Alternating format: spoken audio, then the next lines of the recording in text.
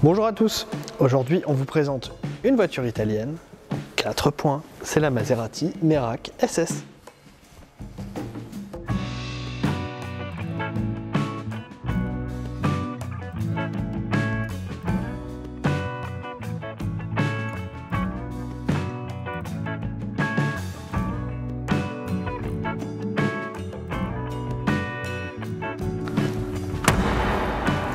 Alors, cette Maserati Merak, déjà on va vous parler de la famille des Maserati Merak.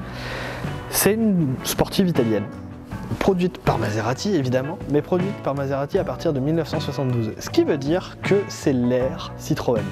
À l'époque, le constructeur français possède l'italien et ça va se ressentir sur cette auto-là. Deux choses qu'il montre bien, déjà il y a des sphères, le système hydraulique Citroën qui agit sur les freins, mais aussi pour le V6 qui est partagé avec la SM, plus particulièrement ici c'est la version 3 litres, donc celle des SM automatiques et américaine.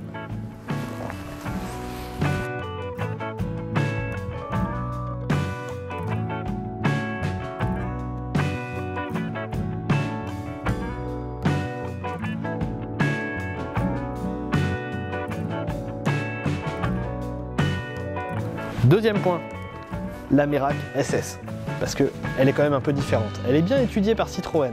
Elle sort en 75, mais c'est les dernières heures de Citroën à la tête de Maserati.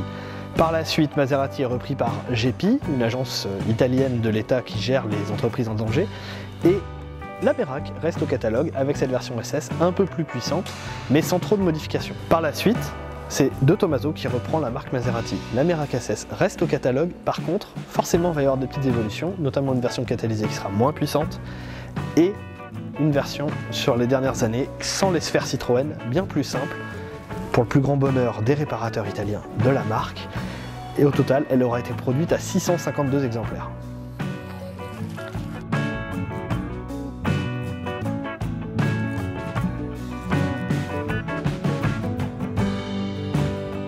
Troisième point, on va parler de la ligne de la Maserati Merak. Vous pourriez la confondre avec une de ses consoeurs, avec la Bora. Sauf que la Bora, c'est à l'arrière que ça se joue surtout. Pour reconnaître une Merak, vous avez les arches évidées, vous n'avez pas de vitres, et puis la Bora a quand même le V8. Sinon, la ligne générale, elle peut vous faire penser à une De Tomaso Pantera, pourtant il n'y a rien à voir. Celle-ci, elle est dessinée par Giugiaro, mais pas Giugiaro chez Burton, qui l'a quitté quelques années avant. Non, c'est une voiture faite par Italy Design, donc Giugiaro seul. Et il faut dire qu'elle en impose quand même.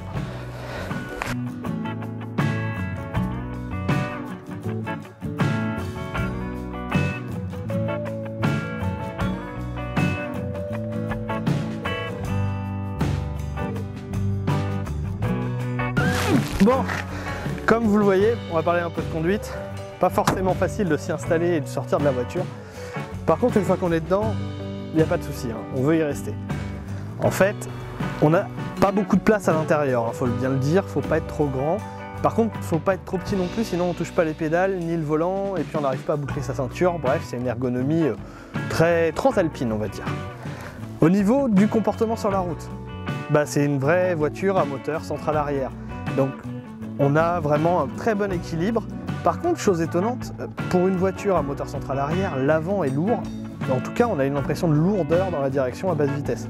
Par contre, dès qu'on arrive sur des routes qui s'ouvrent un peu, dès qu'on accélère un peu, là, on découvre vraiment tout le potentiel de la Maserati Merak. L'auto est vraiment équilibrée, la direction, elle est au top. On place vraiment là où on veut, il faut juste faire attention parce qu'on est très au centre de la voiture et du coup, on a tendance à rouler un petit peu à gauche. Mais on s'y fait vite. Un truc auquel il faut s'y faire aussi, c'est les freins. On est vraiment sur des freins typiquement Citroën, quoi. Donc au début, quand on lèche juste les freins, on ne se rend pas trop compte du système. Par contre, quand il faut vraiment appuyer dessus, en fait on n'a pas besoin d'appuyer beaucoup et on arrive très vite sur une grosse décélération. En même temps, une grosse décélération, c'est pas plus mal parce qu'on peut aussi faire de très très grosses accélérations. C'est une voiture qui peut aller vite, sans qu'on se fasse trop peur, hein. On a vraiment de la puissance, on a vraiment de la maîtrise. Non, c'est une très bonne auto avec laquelle on aura des sensations. Et puis, elle a quand même une gueule d'enfer. Moi, j'en prendrais bien une.